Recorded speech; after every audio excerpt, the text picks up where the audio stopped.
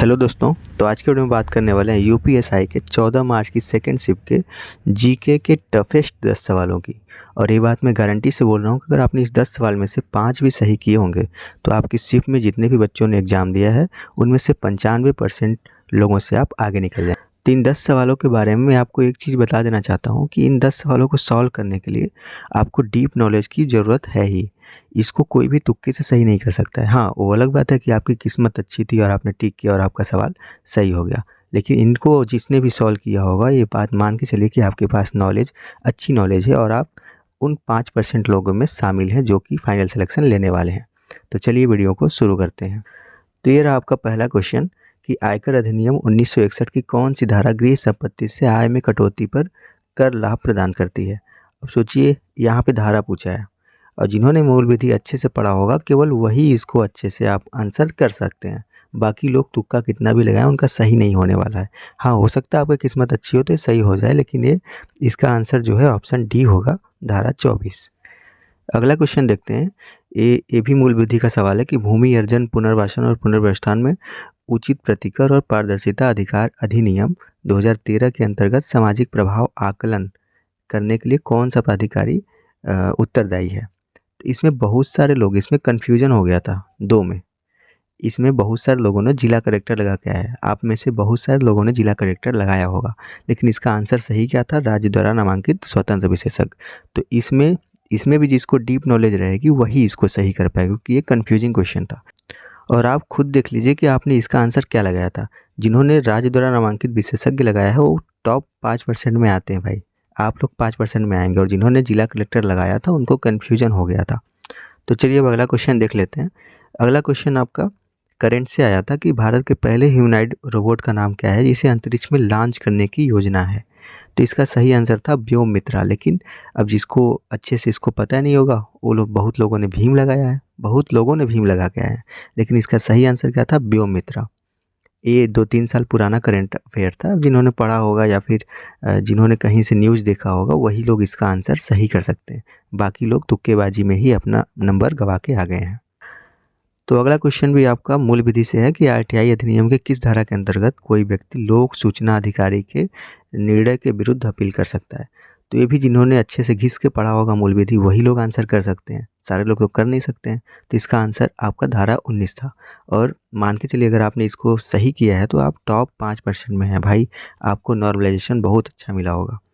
अगला क्वेश्चन देख लेते हैं कि निम्न में से कौन सा अधिनियम भारत में पर्यावरणीय आपदाओं के पीड़ितों को मुआवजा देने से संबंधित है। अब इसमें भी कन्फ्यूजन था। मैक्सिमम लोग इसका पर्यावरण संरक्षण अधिनियम 1986 मार के हैं, मैक्सिमम लोग, जबकि आंसर क्या था, लोक दायित्व बीमा अधिनियम 1991। तो इन दो ऑप्शन में आपको कन्फ्यूजन हुआ था। आप खुद देख लीजिए अपने आसपास या खुद को कि भाई आपने कौन सा मारा है। अगर आपने लोक दायित्व बीमा अधिनियम मारा है तो भाई आप जान लीजिए आपका परसेंटाइल बहुत ऊपर है, अन्य लोगों से आपकी शिफ्ट में जो भी हैं 95% से आप आगे हैं। तो अगला क्वेश्चन है कि भारत के किस राज्य में साइनोबैक्टीरियल बायो फर्टिलाइजर का उपयोग अभी भी लोकप्रिय है। तो ये तो जिन्होंने पढ़ा होगा वही लोग सही किए होंगे। इसको तो हमको लग रहा है 1% लोग सही करके आए होंगे, 5% तो बहुत दूर की बात है, इसको 1% लोग ही सही करके आए होंगे, या फिर जिनका तुक्का लगा होगा वही लोग सही करके आए होंगे। तो इसका आंसर था तमिलनाडु। हाँ, मैक्सिमम लोग, बहुत लोग इसका पंजाब भी मार के आए हैं। मैंने भी काफ़ी लोगों से बात किया था तो वो लोग पंजाब मार के आए थे, लेकिन इसका सही आंसर है तमिलनाडु। तो अगला क्वेश्चन है कि मेघला दर्रे पर सबसे ऊंची मोटर योग्य सड़क का निर्माण किस परियोजना के अंदर किया गया था। तो इसका आंसर था ऑप्शन डी, प्रोजेक्ट हिमांक। इसको भी केवल 5% लोग ही सही कर पाए होंगे, क्योंकि ये डाटा से संबंधित है आपका क्वेश्चन। इसको करने में हालत ख़राब हो जाएगी। अब तुक्केबाजी वाले तो भाई तुक्केबाजी ही है, वो कुछ भी मार के आओगे। हाँ, तुक्केबाजी लोग, मैक्सिमम लोग ए ही मार के आए हैं कि चलो ए मार के देख लेते हैं, क्या पता सही हो जाए। और बहुतों का ए मारने के बाद तो सही भी हुआ है। अगला क्वेश्चन देख लेते हैं कि स्टार्टअप इंडिया पहल कब शुरू की गई। तो ये तो स्कीम है, स्कीम से क्वेश्चन है आपका।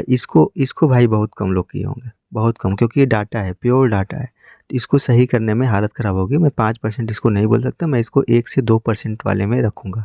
अगर आपने इसको सही किया है तो भाई आपका परसेंटाइल देखने लायक रहेगा, आपका परसेंटाइल बहुत ऊपर जाएगा, जिससे कि आपका नॉर्मलाइजेशन अच्छा खासा आपको मिलने वाला है। अगला क्वेश्चन देख लेते हैं। कंप्यूटर से क्वेश्चन आया था कि नेटवर्किंग सिस्टम में IPv6 एड्रेस को दर्शाने के लिए उपयोग की जाने वाली बिट लंबाई क्या है। तो भाई इसको तो मैं 100% बोल रहा हूँ कि इसको 1% लोग भी मैक्सिमम चांस है कि 1% लोग भी सही नहीं कर पाए होंगे। रीज़न है क्योंकि ये बहुत ही टफ क्वेश्चन में आता है और अपना जो भी टीचर लोग कराए थे इस तरह का डाटा आपको नहीं समझाए थे उस टाइम पे। तो इसको करने वाले लोगों की संख्या 1% है। अगर आपने इसको सही किया है, चाहे तुक्के से सही हुआ हो, चाहे कैसे भी सही हुआ हो, भाई आपका परसेंटाइल आपका बहुत ऊपर जाएगा, जिससे आपको नॉर्मलाइजेशन अच्छा खासा मिलने की उम्मीद है। देख लेते हैं अब लास्ट क्वेश्चन। ये भी मूल विधि का क्वेश्चन है कि दंड विधि में सबूत का भार का क्या महत्व है। यहाँ पे दो ऑप्शन में लोगों को कन्फ्यूजन हुआ था।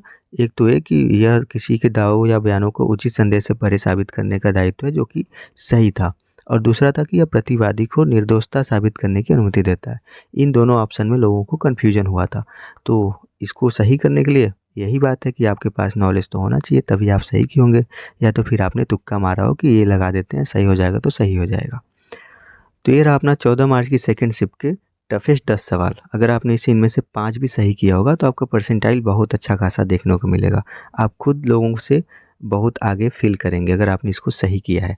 आप जितने भी ग्रुप में हैं, आप ग्रुप में आप पूछ लीजिएगा कि भाई आपने इसमें से कितना क्वेश्चन सही किया। वो लोग बताएंगे कि भाई मेरा ये गलत हो गया, मुझे ये कन्फ्यूजन था, सही लोग बताएंगे। ठीक है। अभी हाँ, एक चीज़ और कि आपका सारे चारों शिफ्ट का, जो भी 4 शिफ्ट में आपका एग्ज़ाम हुआ है, चारों शिफ्ट का एक टफेस्ट सवाल हम लेके आएंगे कि टॉप 10, जिससे कि आपका परसेंटाइल आपको समझ आ सके कि आपका परसेंटाइल ऊपर है या नीचे है। क्योंकि इसमें बहुत कन्फ्यूजन है भाई। जीके जब से जीके बेस बना लिया है कि जीके जिसका अच्छा होगा उसको परसेंटाइल भी अच्छा होगा, तो उसको नॉर्वेशन भी अच्छा मिलेगा। इस वजह से इसको जानना बहुत ज़रूरी है कि आपके जीके में, आपकी शिफ्ट में आप कितने आगे हैं। तो चलिए मिलते हैं अगली वीडियो में।